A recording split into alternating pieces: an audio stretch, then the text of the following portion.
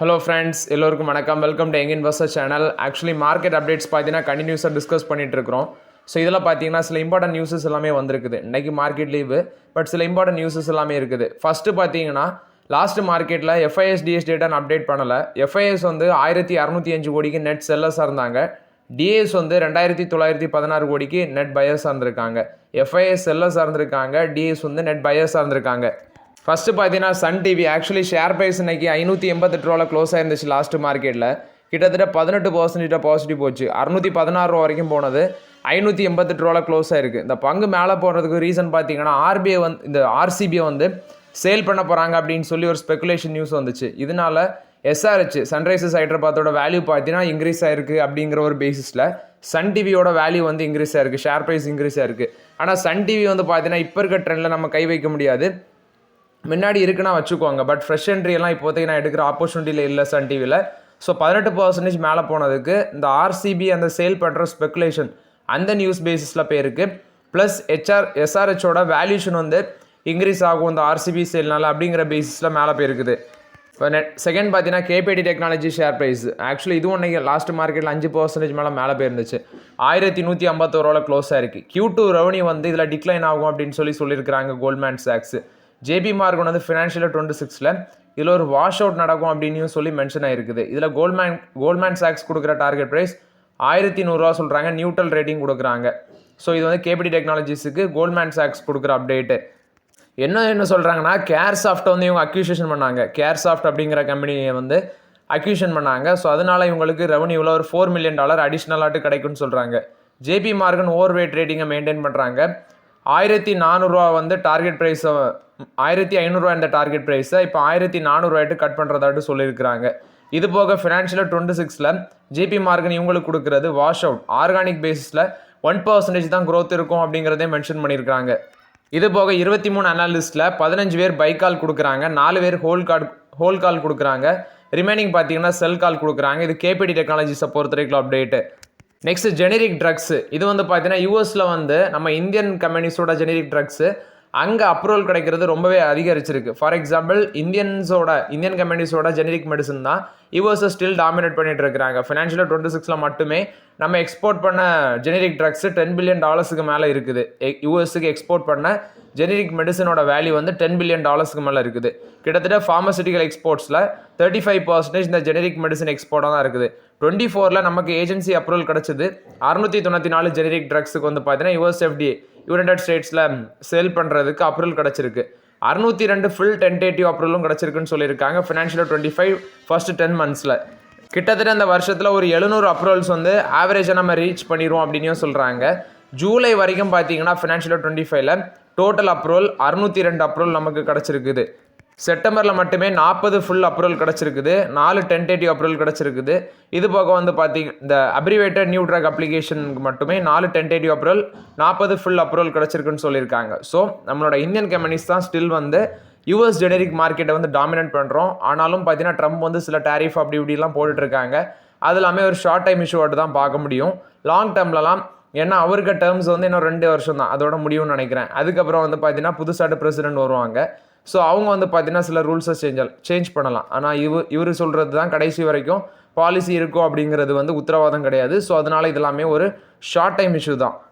Next ஜிரோதாவோட founder Nitin Kamath என்ன சொல்கிறாருன்னா, ஜிரோதா வந்து முன்னாடி வந்து இந்த ஆப்ஷன் அண்ட் ஃபியூச்சர்ஸ் ட்ரேடிங் இருந்துச்சு. அதில் வந்து பார்த்தீங்கன்னா ப்ரோக்கரேஜஸ் கம்பெனிஸுக்கு எல்லாமே நல்ல ரெவன்யூ வந்துட்டு இருந்து அது ஒரு ஷார்ட் டைமில் இஷ்யூ ஆகிடுச்சு. ஏன்னா கான்ட்ராக்ட் எல்லாமே வேல்யூ இன்க்ரீஸ் பண்ணிட்டாங்க. ரீட்டைல் இன்வெஸ்டர்ஸ் இதில் வந்து அவாய்ட் பண்ணுற மாதிரி கொண்டு வந்தாங்க. இதனால இப்போ ஈக்விட்டி டெலிவரி ட்ரேடர்ஸ் லாங் டேர்முக்கு வாங்குவாங்களா 1-2 பிக் பண்ணுவாங்க, அவங்களுக்கு எல்லாமே பார்த்தீங்கன்னா இப்போ ஃப்ரீ தான், சார்ஜஸ் எதுவுமே கிடையாது.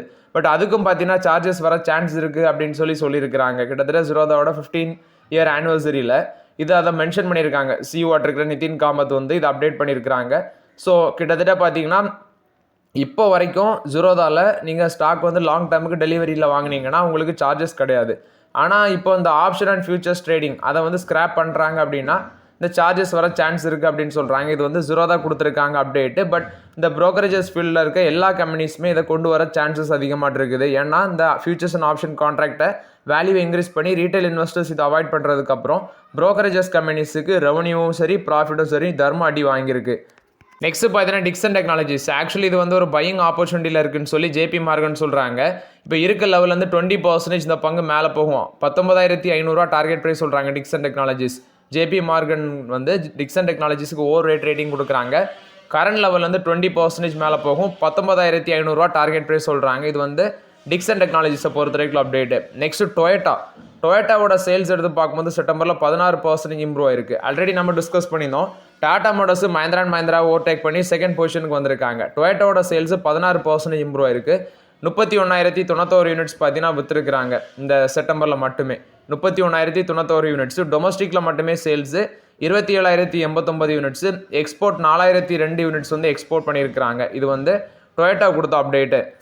நெக்ஸ்ட் வாரன் பஃபரோட பெர்க்ஷைர் ஹேத்வே பார்த்தீங்கன்னா ஒரு பிக்கஸ்ட் டீல் நடக்க போகுதுன்னு சொல்கிறாங்க 3 இயர்ஸில். என்ன அந்த டீல்னு பார்க்கும்போது பெர்க்ஷைர் ஹேத்வே ஆக்சிடென்டல் பெட்ரோலியமோட அந்த பெட்ரோகெமிக்கல் யூனிட் ஆக்சிகம் அதை வந்து $10 பில்லியன் வாங்க போகிறாங்க அப்படின்னு சொல்லி வால் ஸ்ட்ரீட் ஜேர்னலில் நியூஸ் வந்திருக்கு. 2022 ஒரு லார்ஜஸ்ட் அக்யூஷன் பண்ணாங்க.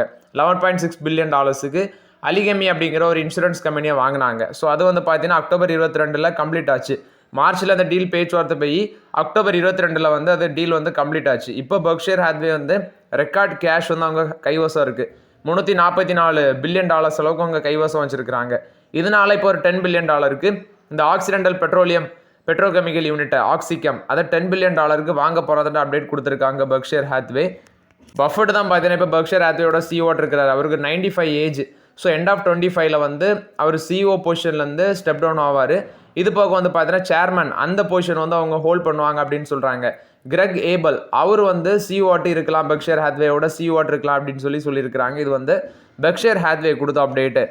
Next Tata capital IPO. இந்த டாடா கேபிட்டல் ஐபிஓ வந்து பார்த்தீங்கன்னா நான் சொல்லியிருந்தேன் இந்த அன்லிஸ்டட் மார்க்கெட்டில் யாருக்கெல்லாம் வாங்கியிருந்தாங்களோ அவங்களுக்குலாம் தர்மாட்டி $326 தான் ப்ரைஸ் ஃபிக்ஸ் பண்ணியிருக்காங்க. நான் சொல்கிறது அப்பர் ப்ரைஸ் பேண்டு. ஆனால் அன்லிஸ்டட் மார்க்கெட்டில் அது வெறும் $1,125 இருக்குது. ஆனால் இப்போ இவங்க லிஸ்ட் பண்ண போகிறது $326. எவ்வளோ டிஸ்கவுண்ட்டில் வந்து ப்ரைஸ் ஃபிக்ஸ் பண்ணியிருக்காங்க. ஸோ இதனால தான் அன்லிஸ்டட் மார்க்கெட்டில் வாங்குறது என்றைக்குமே ரிஸ்க் ஆட்டு முடிகிறதுன்னு நம்ம பேசிகிட்டு இருக்கிறோம். ஸோ ரொம்பவே டீப் டிஸ்கவுண்ட்டாக இருக்குது. 3 மடங்கு பார்த்தீங்கன்னா டிஸ்கவுண்ட்டில் வந்து ப்ரைஸ் ஃபிக்ஸ் பண்ணியிருக்காங்க. அநேகமாக லிஸ்டிங்கே அதிகமாட்டு கிடைக்கும்னு நினைக்கிறேன். ஆனால் அவங்க அன்லிஸ்டட் மார்க்கெட்டில் வாங்கினவங்களுக்கு என்னமோ ஏமாற்ற மாதிரி தான் எனக்கு தெரியுது.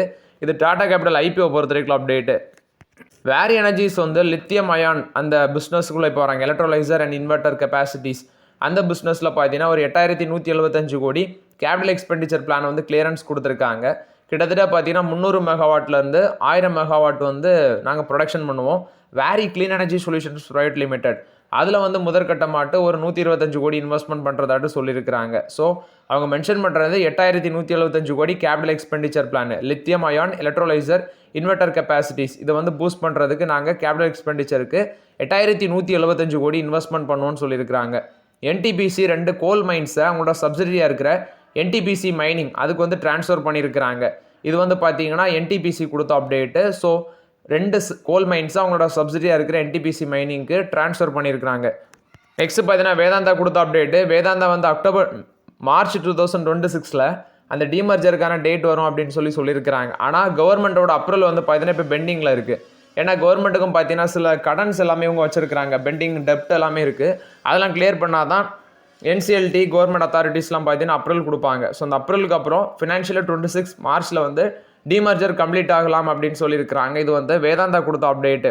நெக்ஸ்ட் டிசிஎஸ் வந்து ஒரு 2,500 எம்ப்ளாயிஸை ஃபோர்ஸ் பண்ணி ரிசைன் பண்ண வச்சுருக்காங்க அப்படின்னு சொல்லி ஐடி ஸ்டாஃப் யூனியனுக்கு பார்த்தீங்கன்னா ஒரு கம்ப்ளைண்ட் போயிருக்கு. ஏன்னா ஸ்கில்லில் வந்து இவங்களுக்கு ஸ்கில் டெவலப்மெண்ட்டில் குறைபாடு இருக்குது நிறைய எம்ப்ளாயிஸுக்கு அப்படின்னு சொல்லி ஒரு 2,500 எம்ப்ளாயிஸை ஃபோர்ஸ் பண்ணி ரிசைன் பண்ண வச்சுருக்கிறதாட்டு சொல்கிறாங்க. இது போக அவங்க சொன்னது 12,000 பேரை வந்து நாங்கள் வேலையை விட்டு தூக்க போகிறோம்னு சொல்லியிருந்தாங்க. இதில் ஒரு பாகமாட்டு தான் 2,500 பேரை ஃபோர்ஸ் பண்ணி ரிசைன் பண்ண வச்சுருக்காங்கன்னு சொல்லி ஐடி யூனியனுக்கு பார்த்தீங்கன்னா கம்ப்ளைண்ட் போயிருக்குது. நெக்ஸ்ட்டு 3 ஸ்டாக்ஸுக்கு ஜேஎம் ஃபினான்ஷியல் வந்து பைக்கால் கொடுக்குறாங்க. 35% வரைக்கும் மேலே போகும் அப்படின்னு சொல்லி. இதில் சிஎம்எஸ் இன்ஃபோசிஸ்டம்ஸ் இதுக்கு வந்து 25% மேலே போகும். $465 டார்கெட் ப்ரைஸ் சொல்கிறாங்க. Next JM financial OneSource specialty pharma இதுக்கு வந்து பைக்கால் கொடுக்குறாங்க. $2,417 ஷேர் ப்ரைஸ் சொல்கிறாங்க. நெக்ஸ்ட்டு விஷால் மெகாமார்ட் இதுக்கும் பைக்கால் $175 டார்கெட் ப்ரைஸ் சொல்கிறாங்க. 22% மேலே போகும் அப்படின்னு சொல்லியிருக்கிறாங்க. ஸோ ஓகே ஃப்ரெண்ட்ஸ், ஆக்சுவலி இந்த வீடியோவில் சில இம்பார்ட்டன்ட் அப்டேட்ஸ் எல்லாமே டிஸ்கஸ் பண்ணோம். அந்த வீடியோ உங்களுக்கு பயனுள்ளதாக இருந்துச்சுன்னா லைக் பண்ணுங்கள், சப்ஸ்கிரைப் பண்ணுங்கள், கமெண்ட் பண்ணுங்கள். Okay friends, thank you.